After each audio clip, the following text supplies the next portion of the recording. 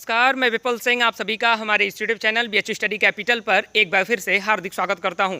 दोस्तों, BHU counselling 2020 में आपको क्या प्रोसेस फॉलो करना होगा, यानी पूरी आपकी काउंसलिंग की प्रक्रिया क्या होगी, इनिशियल पॉइंट से लेकर के फाइनल पॉइंट तक, यानी आपका कहां से काउंसलिंग प्रोसेस शुरू माना जाएगा और कहां पर जाकर के आपको अपना काउंसलिंग प्रोसेस फिनिश करना होगा, यानी फर्स्ट पॉइंट से लास्ट पॉइंट तक मैं पूरी चीज़ आपको डिटेल में पूरी काउंसलिंग की प्रक्रिया समझाऊंगा, ताकि आपको आपके काउंसलिंग के समय कोई समस्या ना हो। सारी चीज़ें आप अगर पहले से जानते रहेंगे तो आपको काउंसलिंग में दिक्कत नहीं होगी। पूरा स्टेप बाय स्टेप मैं समझा देता हूं आपके काउंसलिंग में क्या प्रक्रिया फॉलो होगी, ताकि आपको बाद में कोई कंफ्यूजन ना रह जाए।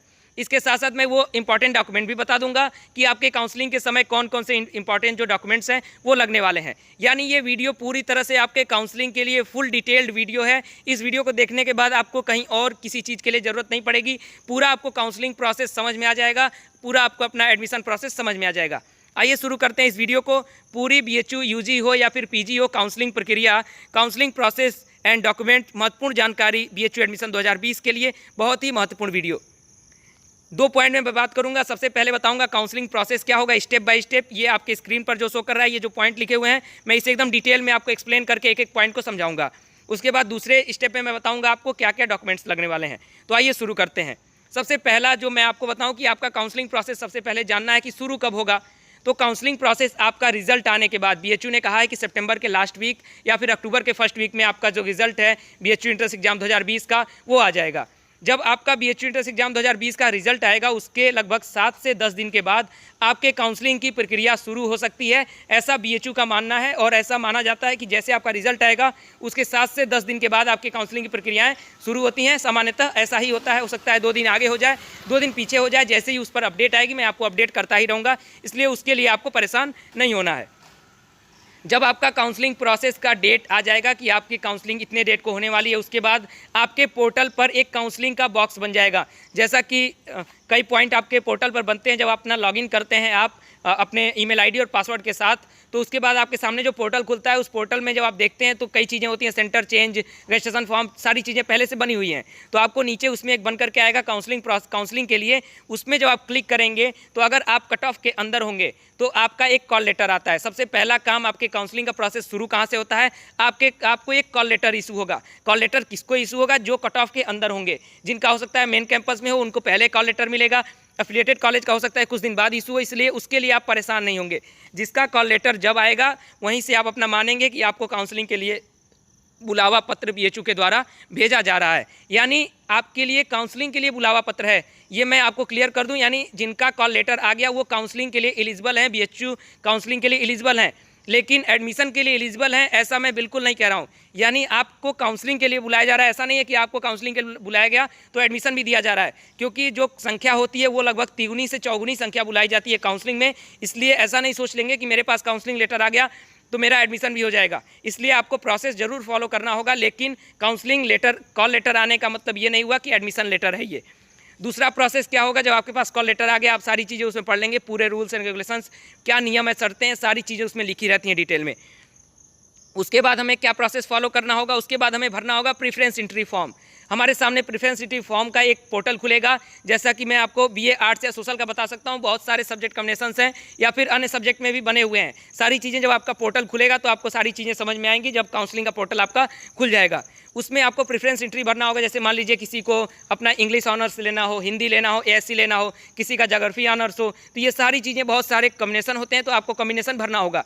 आपको अपना बेस्ट कॉम्बिनेशन आप ऊपर भरते हैं सबसे, और जो सबसे पहला आपका प्रीफर्ड कॉम्बिनेशन होता है वो आपको स्टेप बाय स्टेप ऊपर से डिक्रीजिंग ऑर्डर में आप भरेंगे, ताकि ऐसा नहीं है कि आपने पहला भर दिया तो आपको पहला ही मिलेगा। लेकिन अगर आप अपना बेस्ट सब्जेक्ट अगर ऊपर रखते हैं तो अगर हो सकता है कट ऑफ नीचे जाए तो आपको पहला कॉम्बिनेशन भी मिल सकता है। इसलिए इन चीज़ों को ध्यान में रखेंगे। वो सारी चीज़ें मैं आपको बताऊंगा अभी जब आपके काउंसलिंग का जब पोर्टल है वो खुल जाएगा। तो उसके बाद जो तीसरी आपकी प्रक्रिया होगी वो होगी काउंसलिंग की प्रक्रिया। यानी आपका कॉल लेटर आ गया, आपने प्रेफरेंस एंट्री फॉर्म भर दिया, अब आपको काउंसलिंग के लिए आना होगा। अभी बीएचयू ने क्लियर नहीं किया है काउंसलिंग ऑफलाइन होगी या ऑनलाइन होगी। अगर ऑफलाइन होती है तो आपको बीएचयू कैंपस में आना होगा अपने काउंसलिंग के लिए, और अगर ऑनलाइन होती है तो आपको अपने साइबर कैफे से, अपने सिस्टम से, अपने कंप्यूटर से ही भर करके सारे डॉक्यूमेंट वगैरह स्कैन करके देने होंगे। तो उस पर बीएचयू अपडेट देगा कि ऑनलाइन होगी या ऑफलाइन होगी। जल्दी इस पर बीएचयू का निर्णय आ जाएगा, मैं आपको अपडेट कर दूंगा। इसलिए जो भी होगा प्रोसेस यही फॉलो करना है, सिर्फ ऑनलाइन या ऑफलाइन में आपके काउंसलिंग में अगर ऑफलाइन होती है तो आपको वेन्यू पर आना होगा, यानी BHU आना होगा। अगर ऑनलाइन काउंसलिंग होती है तो आप अपने घर से ही, अपने सिस्टम से ही, अपने साइबर कैफे से ही अपना फॉर्म, अपना जो काउंसलिंग है उसे प्रोसेस को पूरा कर सकते हैं। चौथा हमारा प्रोसेस क्या होगा, हमारे पास कॉल लेटर आ गया, हमने प्रेफरेंस हिस्ट्री फॉर्म भर दिया, काउंसलिंग प्रक्रिया हमारी वो पूरी हो गई, जो हमें अपना डॉक्यूमेंट वगैरह वेरिफिकेशन कराना था उस दिन, या तो ऑनलाइन था या फिर ऑफलाइन था, जो भी प्रक्रिया थी हमने पूरा कर लिया। उसके बाद चौथा हमारे पास प्रोसेस क्या है, चौथा प्रोसेस है सब्जेक्ट अलॉटमेंट का, यानी आपका कोर्स एलोकेशन होगा। आपके पास एक और पोर्टल बन जाएगा, उसमें लिखा होगा कोर्स एलोकेशन, यानी काउंसलिंग होने के बाद हो सकता है आपका वेटिंग भी दिखाए, इसके लिए भी आप निश्चिंत रहेंगे। हो सकता है किसी का 1 दिन, 2 दिन, 4 दिन, 5 दिन तक भी वेटिंग दिखाता है, इसलिए आप लगातार जब आपकी काउंसलिंग हो जाए उसके बाद अपना पोर्टल चेक करते रहेंगे कोर्स एलोकेशन में आपको सब्जेक्ट मिला या नहीं मिला। तो अभी जिसका वेटिंग दिखाएगा उनको अभी रुके रहना है, जिनका कोई ना कोई सब्जेक्ट अलॉट कर दिया कि ये सब्जेक्ट आपको मिल गया है, अगर वो सब्जेक्ट आपको मिल गया तो उसके बाद आपके पास अगला जो ऑप्शन आएगा, यानी आपका कोई ना कोई सब्जेक्ट अलॉट हो गया तो उसके बाद आपके पास फी एडमिशन लेटर एक आ जाएगा कि आपको ये सब्जेक्ट दिया जा रहा है BHU एडमिशन के लिए। BHU एडमिशन के लिए जब ये सब्जेक्ट आपको दिया जा रहा है उसके बाद अगला प्रोसेस, आपने सब्जेक्ट मिल गया आपको, उसके बाद एडमिशन लेटर आपके पास आ गया कि आपका एडमिशन हो सकता है ये सब्जेक्ट के साथ। उसके बाद आपके पास आएगा फ़ी पेमेंट का ऑप्शन।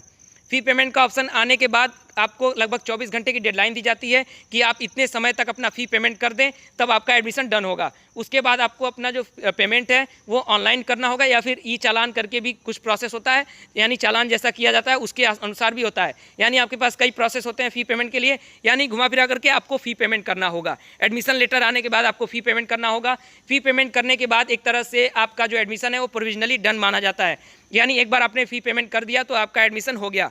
उसके बाद आखिरी प्रोसेस क्या है, आपके पास एक एडमिट कार्ड आएगा एडमिशन डन के रूप में, यानी आपको एक प्रोविजनल एडमिट कार्ड मिलेगा कि आपका BHU में प्रोविजनली एडमिशन हो गया है, आप एडमिटेड हो गए हैं BHU के कैंपस में, चाहे आपके कॉलेज में हो या फिर मेन कैंपस में हो, यानी आपका एडमिशन हो गया है। और आपको इतने दिन तक की कुछ डेडलाइन भी जाती है, अगर आपका कोई डॉक्यूमेंट वगैरह बचा है तो वो आप इतने दिन तक जमा कर दें, तब तक आपका एडमिशन फिलहाल के लिए प्रोविजनली हो चुका है। ये सारी चीज़ें आ जाएंगी तो आपका एडमिशन कंफर्म माना जाएगा। और ऐसा नहीं है फ़ी पेमेंट करने के बाद आपका सब्जेक्ट अपग्रेड नहीं हो सकता है, क्योंकि आपको अगर आपका कोई ना कोई सब्जेक्ट आपको मिल गया, आप फ़ी पेमेंट कर देंगे, अपग्रेडेशन आपको ऑटोमेटिक होता रहेगा, उसके लिए आपको परेशान नहीं होना है। और उसके लिए आपको लॉक करना होगा, तो लॉक करने का अलग प्रोसेस होता है। अगर आपको वही सब्जेक्ट लेना है, अपग्रेड नहीं चाहिए, तो लॉक करने का प्रोसेस होता है। उस समय मैं काउंसलिंग के समय आपको पूरी चीज़ें बताऊंगा। अगर आप कैंपस में आते हैं काउंसलिंग कराने, वहाँ पर भी हमारी टीम रहेगी, और अगर ऑनलाइन होता है तो वो सारी चीज़ें मैं वीडियोज़ के माध्यम से आपको समझा दूंगा।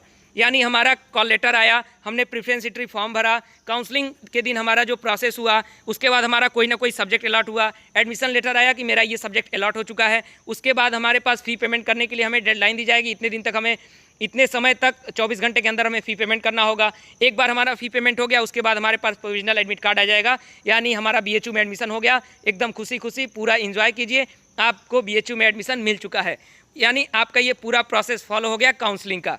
अब मैं बात करता हूँ क्या डॉक्यूमेंट्स लगेंगे। आपको कोई कन्फ्यूजन हो तो कमेंट बॉक्स में लिखिएगा, वीडियोज़ के माध्यम से बाकी आने वाले जो कन्फ्यूजन है आपके मन में वो दूर कर लिए जाएंगे।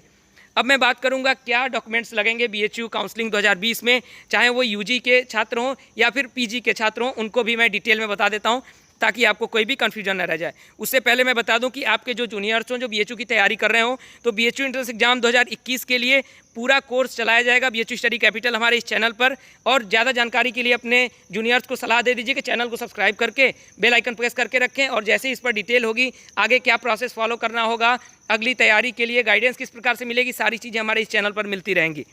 आइए बात करते हैं अब रिक्वायर्ड डॉक्यूमेंट्स क्या होंगे। सबसे पहला जो डॉक्यूमेंट होगा वो होगा 10th की मार्कशीट और पासिंग सर्टिफिकेट।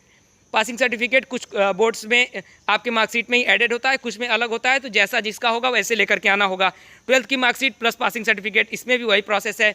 उसके बाद आपका, इसे मैं जल्दी जल्दी बता देता हूँ क्योंकि एक वीडियो में मैं बता चुका हूँ। आप अगर डिटेल में देखना चाहते हैं उस लिंक पर जाकर के देख सकते हैं, उसको मैं डिस्क्रिप्शन बॉक्स में दे दूँगा। TC देना है, यानी आपका ट्रांसफ़र सर्टिफिकेट, फिर CC यानी कैरेक्टर सर्टिफिकेट, फिर आपको माइग्रेशन सर्टिफिकेट अपना देना होगा, category certificate EWS OBC SC या फिर ST सर्टिफिकेट, जो भी हो आपका, जो भी कैटेगरी हो वो कैटेगरी सर्टिफिकेट देना होगा, चाहे आपका स्पोर्ट्स कोटा हो, PH हो, या फिर अगर आप एम्प्लॉय कोटा है तो। उसके बाद आपको अपना एडमिट कार्ड भी लेकर के आना होता था जब आपकी ऑफलाइन काउंसलिंग होती थी। ऑनलाइन में भी आपको डॉक्यूमेंट के रूप में जमा करना होगा आपका जो एडमिट कार्ड था एंट्रेंस एग्जाम का, वो एडमिट कार्ड। फिर चौथा है आपका ID प्रूफ, यानी आप अगर आधार कार्ड लगाए होंगे अपने ID प्रूफ के रूप में, तो अपना ID प्रूफ लेकर के आना होगा। फिर 4 फोटो कम से कम आपके होंगे, 4 फोटो आपके होने चाहिए, पासपोर्ट साइज़ फ़ोटो, और उसके बाद कॉल लेटर का जो फर्स्ट पेज होता था वो भी ज़रूरत पड़ती है जब आपकी काउंसलिंग ऑफलाइन होती है।